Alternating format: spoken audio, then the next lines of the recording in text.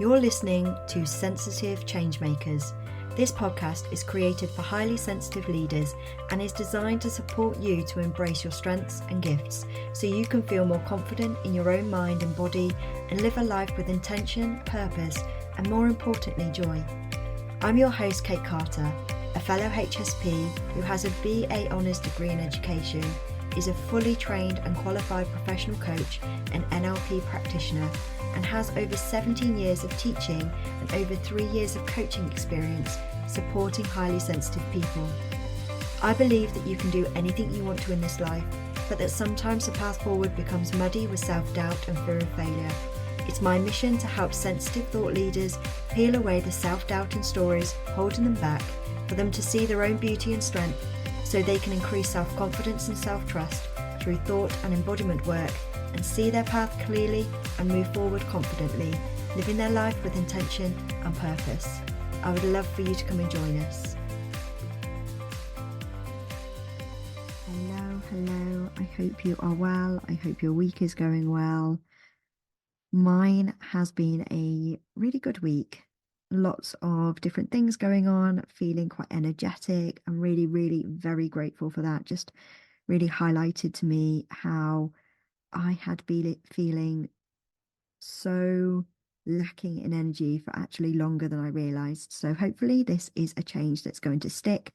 And yeah, just starting going back to the gym this week. So we'll see how that goes. But just very grateful this week for feeling better, but also taking those actions and steps that have really allowed me to feel better and more energetic. So sending you lots and lots of hugs and love if you need that this week, because I've been there, I get it. So today I really wanted to bring my sessions into this conversation. So I absolutely adore my sessions. I am so grateful for every single one of them. And at the start, so we're talking back in 2019, 2020, when I first started giving out a lot of free sessions just to kind of build my skill. It was really scary doing those first couple of sessions and just the unknown of, am I going to be able to do this? Am I going to be able to do it well? And what I really noticed is just the act of being open to new lessons and growth and learning more and just sticking with it has been such an eye-opener. And I am in a place now where I feel really grounded in the work that I do. And the majority of the clients that come to work with me are looking for support with anxiety and or overwhelm. I do have a few clients who are processing trauma, so I am trauma informed and we're kind of working through that together. And I have a few people who are looking to improve their confidence and self-esteem. And I do have a few people who are looking for something really specific. So there are certain neurolinguistic programming techniques that people do specifically ask for, which is always a real kind of surprise, but in a lovely way. So I've had quite a few people ask if I do like the rewind technique, which can also be called the phobia technique. And that's been a really kind of popular one at the moment, looking at rewind technique. And I've loved doing those because those are kind of one-off sessions or maybe a couple of sessions, but they can be incredibly powerful just to kind of reframe something that's happened in your past. Anyway, I love my sessions. I know you can tell from the way I'm talking about it.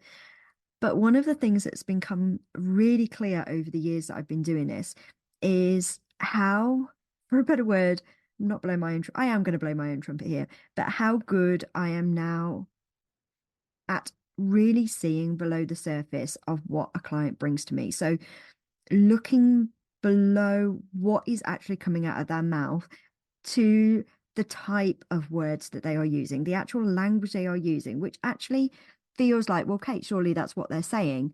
But actually somebody can be saying something and the meaning feels like it's one thing, but actually the language that they're using shows something else, shows something a bit deeper. And so it's that I can really focus on, looking at their body language, also looking at how they're describing their emotions and feelings. Again, that really kind of specificity in terms of the words that they are using. Words are incredibly powerful and they mean different things to different people. So, how clients are bringing that into a session really highlights to me what's going on for them. And it's been so interesting to see that many of us, and I can include myself here as well, really sensitive souls carry so much anxiety and so much worry that actually doesn't originally belong to us. So what do I kind of mean by this? I mean that it's something that happened in our past that originally didn't come from us. It might have been a concern or a worry from somebody else in our life at that time. Might have been a parent, um, a teacher, a family member, a friend, but somebody has introduced a worry or fear to us that we have then created a pattern, a habit around, and over time we have identified that anxiety as our own, but it actually originally didn't belong to us. And so this has been coming up quite a lot through client sessions. And to protect my clients, I'm going to share my personal story about how I have seen this play out for myself so that you can hopefully see it, your life and your experiences through a slightly different lens today and see if any of this applies to you. And if it does, hopefully it will support you to see things a little bit differently. So I remember my personal experience here is when I was a kid at about 9, I think I was about 9, maybe 8. I remember I can still vividly remember it. I was in my grand's house and I can even imagine where the chairs were, the TV was, the fireplace was. Like it's that vivid in my memory, which shows it's a really kind of emotional memory because we do remember things more clearly, more vividly when there's an emotion attached to it. I'm not saying that it's accurate because we do tend to, the emotions that we felt at the time kind of does distort the memory slightly, but it's still is still an important memory for that individual, if that makes sense. So this was a really important memory for me. It was very vivid. And I remember on the TV, there was a boy that had been diagnosed with a brain tumor. And I just remember really empathizing at the time as a really young kid, how awful that must have felt for him, how scared he must have been feeling. And I got to the stage where it just wouldn't leave my head. Um, and then I saw, as with most things, if you know anything about the RAS, the reticular activating system, once you've kind of bookended something as something really important, your brain will start seeing it everywhere. And so I started seeing this in other places as well. So brain tumors were one of the biggest things that kind of really triggered a panic attack for me when I was a kid. But it started off because of the empathy, because of how I could easily, so easily put myself into those people's minds and perspectives. And just, I was so scared for them, how awful that was. And over time, what happened was I took that anxiety and panic for myself. It became a pattern. It became something that every time that I saw somebody talk about or discuss a brain tumor, it became less about how awful it was for them and more about, oh my God, that would be awful. I have had a panic. If I had a brain tumor, what would happen? I would die, etc. So it became something that I then identified with. And over time, it became really debilitating. It became, so obviously mine was more health anxiety. It became something that kind of stretched out into other areas of my life. So it became anything to do with cancer. In the 80s, there was a lot of talk about AIDS. And so HIV and AIDS was in there in there too. And it just became really difficult to distinguish what was somebody else's and what was mine. And I had really taken on so many of those anxieties and worries. And over time, they became something that I identified with. So I am not saying by any shape, way, or form that I didn't have anxiety and panic attacks because I absolutely did. But hopefully, you can see at the very, very start, it was because of empathy. It was because of what was going on around me and how I took that on, how I saw that. And That's why boundaries, I think, especially for sensitive people, are so, so important. But obviously, as an 8, 9-year-old, I had no idea how to do that. It's only since adulthood where I've actually been able to take a step back and look at things that I've been able to see a little bit clearer about what they were. And I always, the way that I dealt with it, and I always kind of talk through this with clients, is I saw it as layer work. So the first thing I really had to do was reduce the anxiety. And I'm really careful around the kind of language. It's anxiety I had. I wasn't anxious. So I kind of started to look again, I love words, but I started to separate myself from identifying as being an anxious person. So anxiety was something I had, I felt it wasn't something that was me. And that was a really important difference to make to start off with. So reducing that anxiety was one of my first layers. And I did that in my own kind of individual way. And if you want to know more about how I work with anxiety, please do let me know because it is very individual for every single person. And I have different tools and techniques and ways of talking to clients that are so different depending on who that client is because we all need something different. So anyway, that first layer was actually just reducing the anxiety. Once I had reduced that, there were things left over that I hadn't been able to see for so long because the anxiety was masking it. And what I mean by that is the anxiety and the worries consumed so much of my time, energy, that once that had gone and the panic attacks had gone, because I permanently have got rid of panic attacks, I haven't had a panic attack now in 7 years. Once that had gone, it was actually really interesting to see what was left underneath. One of the biggest things was actually rebuilding my identity after saying goodbye to that anxiety. Because one of the scary parts is because most of us, we really do identify with that anxiety, even if it wasn't ours to start off with. Like I just said, we make it ours over time. And one of the scary bits is if we permanently say goodbye to that, who are we? What's left over? What's the identity? Who are we? It's that kind of fear of, and most of us, really do find that tough. And so, one of the things that I worked on, and again, this is just one part of it, there's always so many more pieces to the puzzle, but one of the work bits that I had to really work on was looking at intuition and gut feeling and really tapping into what was true for me. Because what I'd been doing for so long is I had intuition, I had gut feelings, but I kind of pushed them away for so long because I had prioritized listening to that anxious voice. I That was the main thing that I did every single day. The first thing I thought of, most of the thoughts during my day and in the evening, going to bed. And that is completely, again, completely normal. We are wired to find the negative. It's a self-protection mechanism and it is totally, totally normal. And we do have thousands and thousands and thousands of thoughts a day. Most of those thoughts are the same.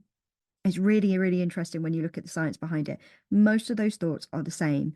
And so we do need to kind of pattern interrupt so that we can put new thoughts in, so we can think different thoughts, so we can think outside the box. And like I said, one of these was actually looking at my true voice and what that voice was saying that was really deep, deep down inside me. A voice that I hadn't listened to for a long, long time. A voice that I had ignored for a long, long time. That was actually my truth. That was my voice. And I hadn't been listening to it a very long time. And I remember somebody saying, "What do you think about intuition?" And I was like, oh, I don't know. At this point, I hadn't got any panic attacks and anxiety anymore. And I was like, I don't know what my intuition is. I don't know what my gut feeling is because I hadn't listened to it for so long. Even if it was there, I wouldn't know what it sounded like anyway.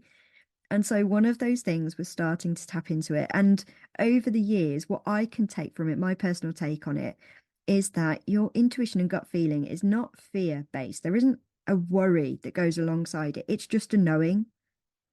Like it's an unemotional, just knowing. It's a deep knowing.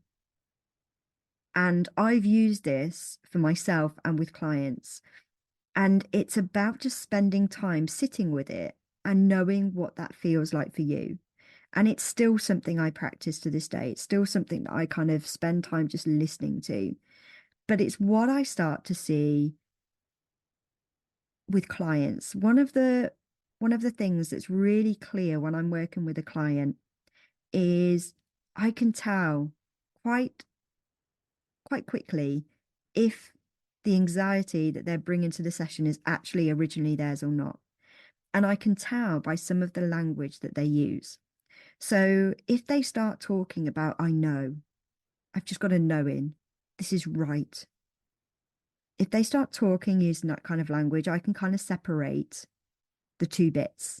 Like you're saying that this anxiety is here for you, but on the other hand, you're saying, I know, I know. This is a very deep knowing. And it's actually trying to understand that deeper knowing and what that is trying to say for you. And mine used to say to me, so if I used to sit with that voice, mine used to say to me, you know that you're okay. You know that you're really strong. You know this is for you. You just know. And actually listening to that more and more, that voice became a little bit stronger and a little bit louder. But again, for me personally, I'm quite slow at just taking things on. So that took me a number of years. It doesn't have to take years for you. I've seen it happen in weeks for some people. But for me, that was a long process. And remember, I had anxiety and panic attacks for a long, long time. So I'd spent like over 20 years, if not longer, covering up this knowing, this intuition, this gut feeling. And so it took me a while to trust it again, to kind of listen to it, to allow that voice to come up. Um, so yes, that's kind of how I spot it in clients. And it's been so, so interesting just to see how important that distinction is for people who come into clients, into sessions, and just knowing the difference between anxiety that is truly in and absolutely yours, and anxiety that actually originated as somebody else's. And this can be passed over in generations as well, which we haven't really covered, but it absolutely can. So if mum, dad, grandparents, brothers, sisters who are older, if they were worried about something, it is absolutely normal for you to have that same pattern, unless you get to a stage where you kind of awaken from the fact that you know that you're following somebody else's patterns and you can see for what it is. We just generally just keep following those patterns. And so this, again, completely and utterly normal, but it's just if you want to kind of shift that anxiety permanently, it's always a good idea to work with somebody like myself or, an anxiety coach or a therapist to kind of mirror that back to you. Because when absolutely every single time this happens in sessions, it's always an aha moment for them. And they can finally put the pieces together. It's like a light bulb goes off for them. And I see it every single time.